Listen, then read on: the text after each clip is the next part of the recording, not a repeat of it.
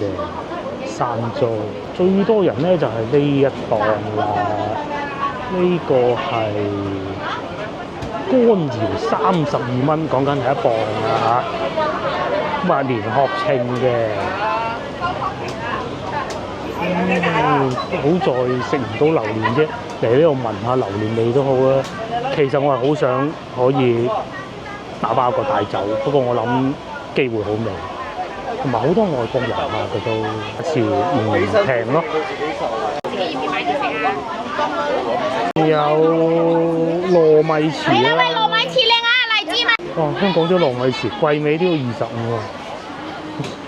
哦，芒果啦。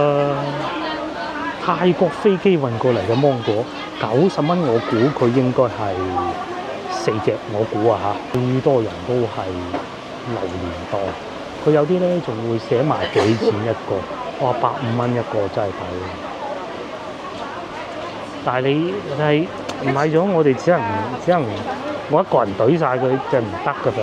哇150蚊，都係150蚊。馬來西亞貓山王60蚊一磅，有冇馬來西亞嘅觀眾？